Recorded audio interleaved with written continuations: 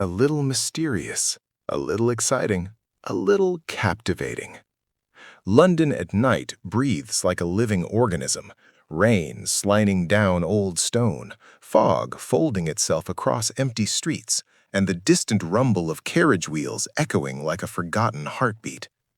It is within this mysterious world, half reality and half nightmare, that a singular mind prowls with purpose. Sherlock Holmes. He is not yet famous, he is not yet a legend. He is simply a man whose genius has no equal, a man ignored by the world but destined to illuminate its darkest corners. And into his path walks a weary, searching soul. Dr. John Watson, the man who will become his witness, his chronicler, his closest friend. Watson returns from the Afghan war physically wounded, but emotionally even more fractured, adrift in a city that feels familiar, yet strangely foreign. He seeks routine, quiet, healing, but fate leads him somewhere far greater. Watson's friend suggests a potential roommate. Brilliant fellow, odd, eccentric, unpredictable, but harmless. Watson follows curiosity to a cluttered laboratory. There he meets Sherlock Holmes, a man conducting chemical experiments with childlike excitement and mathematical precision. Holmes glances at Watson, absorbs every detail in a blink, and deduces his military history, injury, travels, and even his recent depression. Watson is stunned. Holmes barely notices. To him, these deductions are elementary facts. Holmes explains he is studying blood chemistry, developing a test for discovering old stains, one of several scientific breakthroughs he experiments with in private, as society has not yet caught up to him. The two move into 221B Baker Street, and Watson begins to witness the full range of Holmes' unusual habits. Intense violin improvisations, days of silent thought, bursts of manic energy, chemical explosions at midnight, newspapers marked with secret symbols, bullet holes in the wall forming experimental patterns. Holmes's deliberate ignorance of certain fields because he refuses to clutter his mind with useless facts. Holmes reveals he is a consulting detective, a profession he essentially invented. People come to him when conventional police methods fail. Watson watches as small cases arrive, missing jewelry, misread clues, domestic puzzles, but Holmes solves each one with eerie clarity, as though reading an invisible text. Yet Holmes hungers for a case worthy of his abilities. He does not have to wait long. Scotland Yard knocks on their door at dawn. Lestrade and Gregson reveal that a man has been found dead in an abandoned house, the word Roche written in blood nearby. Holmes immediately sharpens, like a blade awakened. Watson accompanies him. Inside the deserted house, Holmes's eyes flicker across details as though scanning lines of an unwritten book. He notes 2 sets of footprints, evidence of a struggle, the victim's American-made boots, a wedding ring hidden beneath a board, a cigar ash from a rare American brand, blood smeared deliberately, not naturally, no external wounds, traces of a bitter poison. A heavy man had been present, and that the victim likely knew his killer. Holmes dismisses the idea that Roche means revenge. Too obvious. If the killer wished to send a message, it would not be this theatrical. Holmes traces cab tracks outside and deduces the cab type, the direction it came from, and the approximate time of arrival. Telegram replies soon identify the victim, Enoch Drebber, an American traveling with an older secretary, Joseph Stangerson. Holmes predicts Stangerson is in danger. He is right. Stangerson is found murdered before Holmes can warn him, but the scene differs. Stangerson died from a knife wound. The window was the escape route. Another Roche appears. Stangerson was alerted by a message.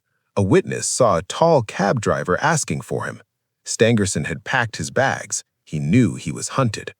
Holmes reads all of this like a flawless equation. Scotland Yard forms 2 competing theories, but both are wrong. Holmes constructs his own timeline. Drebber and Stangerson traveled Europe fleeing someone who knew their habits, someone who followed them to London, someone who knew Drebber drank heavily, someone physically strong, someone experienced with knives and poisons, someone who knew both men well. Someone's motive was deeply personal.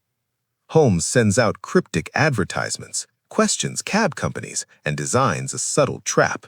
Watson sees the unfolding of a method, rational, empirical, ahead of its time. Holmes combines police science, chemistry, psychology, and raw logic into a system the world has yet to understand. The story shifts to the American West. The desert stretches endlessly. A dying caravan collapses from thirst. Among them, John Ferrier and Lucy Ferrier, the only survivors. They're discovered by a group of Mormons and brought to Salt Lake Valley. Ferrier becomes respected, but must adopt Mormon customs. He raises Lucy with unwavering love. Years pass. Lucy blossoms into a compassionate, beautiful young woman, and two powerful leaders' sons desire her. The arrogant son of Elder Drebber, the serious, cruel son of Elder Stangerson. Their rivalry infects the entire community. Lucy despises both, but she falls in love with a young hunter, Jefferson Hope, a free, courageous man unbound by Mormon rule. They secretly plan to marry. But the Mormon leaders deliver an ultimatum. Lucy must choose one of the elders' sons in 1 month, or Ferrier will die. Ferrier attempts to flee with Lucy and Hope. The secret Mormon enforcers, the Danites, pursue them mercilessly. Hope leaves for horses. When he returns, Ferrier is murdered. Lucy has been taken and forced to marry Drebber's son. She dies of grief shortly after. Hope finds her grave beneath dawn light and vows eternal revenge. This vow follows him across decades. Hope spends years tracking Drebber and Stangerson, working as a miner, surviving a cave-in that weakens his heart, crossing America repeatedly, finding the men in multiple cities, discovering they constantly move to avoid him, tracing them across the Atlantic to Europe, following leads in France, Denmark, Scandinavia, finally locating them in London under new names. Hope becomes a cabman to move unnoticed through the city. He observes them closely. Drebber's heavy drinking, Stangerson's rigid paranoia, their habit of switching lodgings, their constant fear and arguments, their attempts to avoid the same routes twice. Hope waits. His chance arrives. When Drebber harasses the landlady's daughter and is thrown into the street, Hope approaches him as a cab driver. Drebber recognizes him too late. Hope offers 2 pills. Drebber chooses the poisoned one.